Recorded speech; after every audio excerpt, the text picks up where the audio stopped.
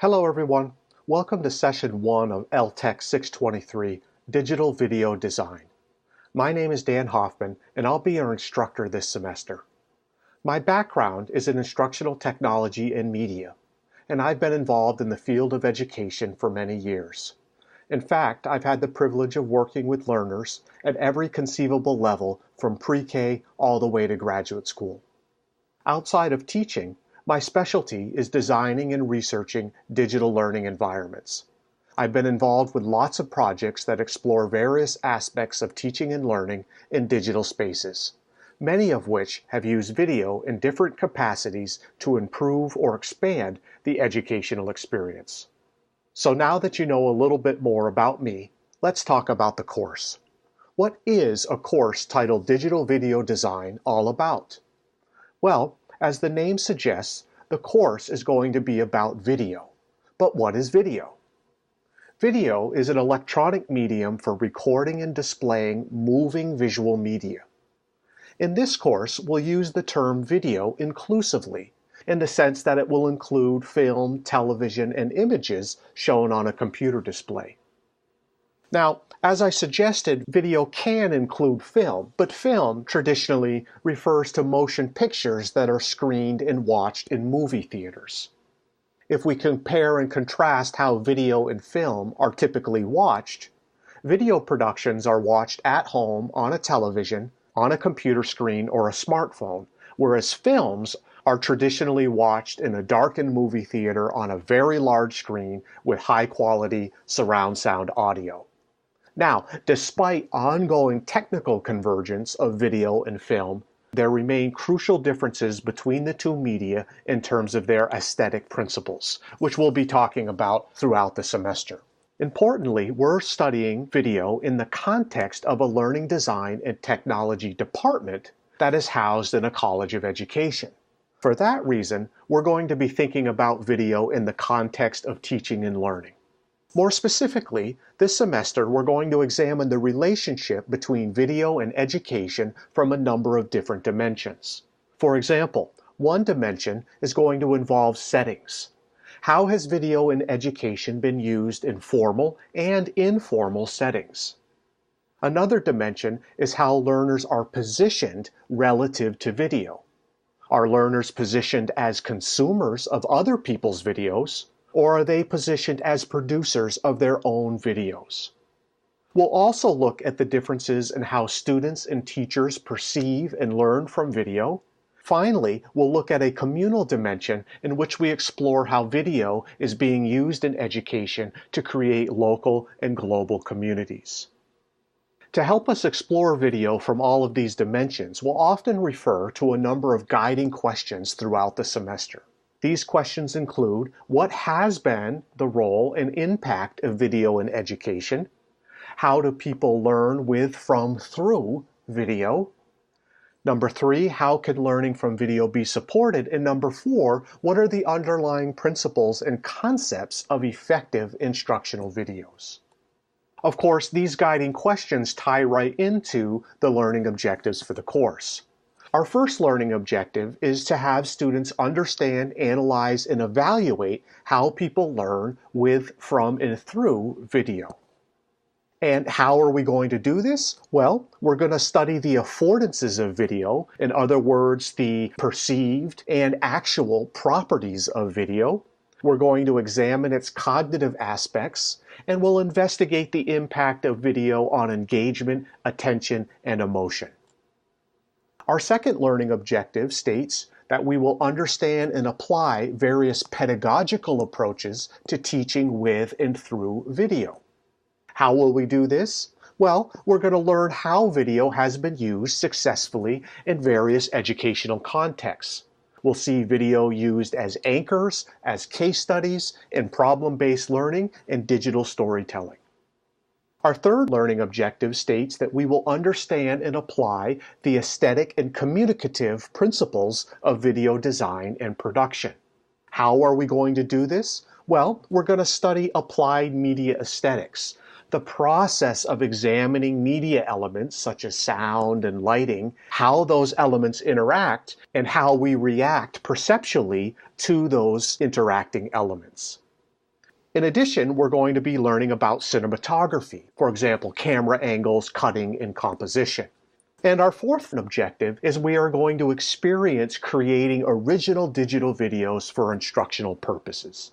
And how are we going to do that? Well, we're going to experience the three main stages of video creation: pre-production, production, and post-production. And we're going to learn how to use important video-related software and hardware. So now I'd like to take a few minutes to talk about some of the basics of the course. Essentially the structure and the tools that are going to allow this online asynchronous course to happen. So as you all know, if you're watching this video, our learning management system for the semester is going to be Canvas. And when you first log in, there's some important information and links that I want you to be familiar with. In the overview module, you'll see three things: the course syllabus, the office hour sign-up sheet, and the virtual office. If you click on the course syllabus, that's a Google document that you can view. And I encourage everyone in the first week to go through and read carefully the syllabus for digital video design. The office hour sign-up sheet also takes you to another Google document, but this one you can edit. And this is the space where you will sign up for office hours when and if you need them. And as you can see, there are already dates listed for this Wednesday. And all you need to do is put your name down and let me know which course you want to talk about, and also whether you want to meet in person in my office in Wist Hall, or would you rather meet virtually using Zoom. And that brings us to the third link. If you're not familiar with Zoom, you can learn more at zoom.us. And the URL, which is also in the office hour sign-up sheet to my personal Zoom room, is zoom.us/my/danhoff. Another important thing is updating your Canvas profile.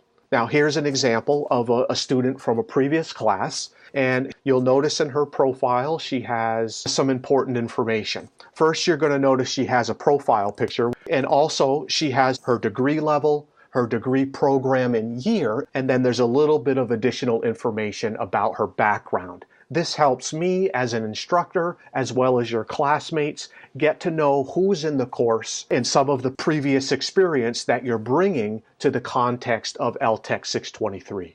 If you need help updating your Canvas profile, there are many YouTube videos explaining how to do that. I've linked to one here called Canvas, How to Edit Your Profile. So definitely check that out if you need help. Now I want to talk a little bit about the typical weekly structure of LTEC 623. Each module that will be released week to week throughout the semester will look something like this. Now this is just a sample, but let's go through this section by section. The first section is the presentation section. And in most weeks you will have a dedicated presentation file which you are responsible for viewing. In the next section, you'll see the readings for this particular session. Now, pay attention. There may be more than one reading, and as you can see here, it says reading 1, reading 2, and they both happen to be required readings. Now, sometimes the readings will be optional, so they're not necessarily required, but they're recommended and something you definitely want to read or put on the back burner as something you may want to look at when you get a chance. And then finally, there's the assignment section of each session. Now, the assignment section often will have a number of different things that you need to be working on. Now, pay attention, just because the assignments are in the same session, they may have different due dates, which you can see down underneath the title of each assignment. So pay attention to those due dates. At times, you will have multiple due dates in a given week in LTEC 623. Finally, I want to touch briefly upon some of the tools that we'll be using this semester. One of the tools we'll be using is an online software called Remark. And Remark is an online video collaboration and reviewing tool. This is a resource that we'll leverage, so as an asynchronous community, we can look at one video artifact and review it, annotate it, and talk about it collectively so that we can learn from each other about what's working or not working in a particular piece of video. Secondly, we're going to be introduced to WeVideo, and this is software as a service, in other words, a web-based video editing platform. And then finally, when we get a little bit more sophisticated with our ability to edit video, we are going to be using Lightworks, which is a cross-platform, non-linear video editing software that has professional upgrades. Now, I like Lightworks because it's cross-platform and open source. However, many of you may be coming to this course with significant experience in digital video editing using Adobe Premiere or Final Cut Pro or some other software, and that's fine. If you prefer to use those video editing applications, that's fine. I'm not going to force you to use Lightworks. However, the concepts and the ideas that we'll be exploring using Lightworks and that I'll be demonstrating, I certainly want you to experience and practice in your own software. Finally, I want to end by sharing a few tips for success in this online asynchronous course. First, please review the presentation files carefully. You are responsible for the information covered in those files. Secondly, it's important that you read the assigned readings and you take notes. And when you are asked to complete a critical reflection assignment, it's your responsibility to cite the readings and to make the connection between the assignment and the readings. Finally, I encourage you to plan ahead on assignments. Many of the assignments will involve multiple steps across multiple sittings. So please don't save them to the last minute or else you'll really catch yourself in a bind. Finally, monitor your own understanding. Ask for help when you need it. I'm here to support you. You can sign up for office hours whenever you need or want help. It's my job to help you be successful. That's all for this course introduction. I welcome you all to LTEC 623, and I look forward to seeing you in Canvas. Have a great week, everyone.